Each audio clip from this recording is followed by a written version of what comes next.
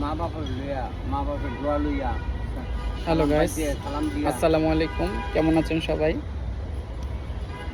আশা করি ভালো আছেন। আলহামদুলিল্লাহ আমি অনেক ভালো আছি। তো আজকের টপিকটা হচ্ছে বাবা মা। বাবা মা যে আসলে কি, যাদের আছেন ভাই তারা হয়তো বুঝেন না। হ্যাঁ, আমারও আছে আলহামদুলিল্লাহ, কিন্তু আমি অতটা বুঝি না বা গুরুত্ব দেই না। হ্যাঁ, কিন্তু যার বাবা নাই বা মা নাই, সেই আসলে প্রকৃতপক্ষে বুঝতে পারে যে বাবা মার মূল্যায়ন বা মর্যাদাটা আসলে কি বা কীরকম, তাদের ভালোবাসাটা আসলে কীরকম।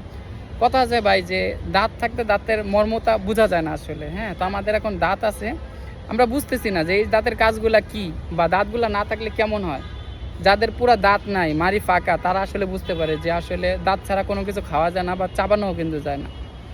তো আসলে সেরকম বাবা মা হচ্ছে পৃথিবীতে একটা বট গাছ। বাবা হচ্ছে একটা বট গাছ, যে ছায়ায় আপনি থাকতে পারবেন, নিরাপদ থাকতে পারবেন। আপনার কোনো কিছু সুবিধা অসুবিধা যত কিছু হোক না কেন, আল্লাহ পাক এটা দেখবে। হ্যাঁ, তো এই বাবা মা কিন্তু আমাদের জন্য অনেক কিছু, অনেক কষ্ট করে পৃথিবীতে, আমাদেরকে আনার জন্য অনেক কষ্ট করছে।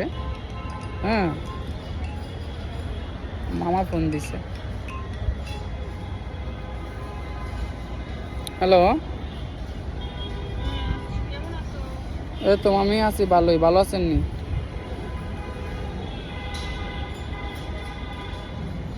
হ্যাঁ,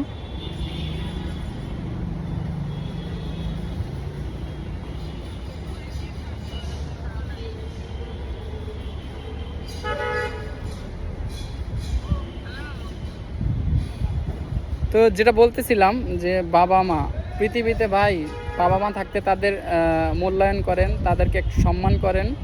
হ্যাঁ, কারণ যখন তারা থাকবে না তখন আসলে আপনি বুঝতে পারবেন, হ্যাঁ, যে আসলে কি হারাই ফেললাম আমি জীবনে।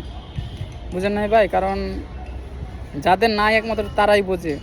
আর আমরা আসলে বুঝে না বুঝে তাদেরকে আসলে অনেক কষ্ট দেই না। অনেক সময় দেখা গেছে অনেক কথা বলে ফেলি। আর বর্তমান যে যুগ ভাই, বিয়ে করার পর অনেক ছেলেমেয়েরা দেখে গেছে আলাদা হয়ে যায়।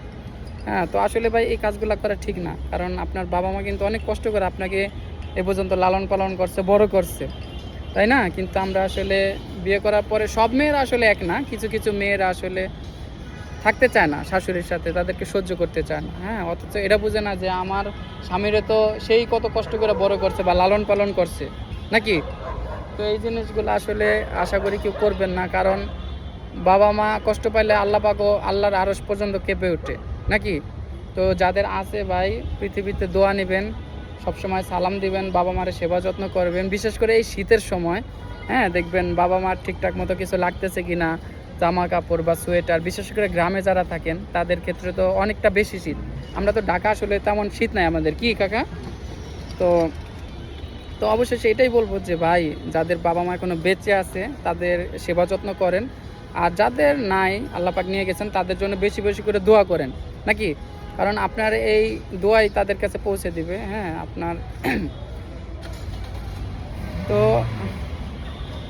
এই পর্যন্তই। সবাই ভালো থাকবেন, সুস্থ থাকবেন। আল্লাহ হাফেজ। আসসালামু আলাইকুম।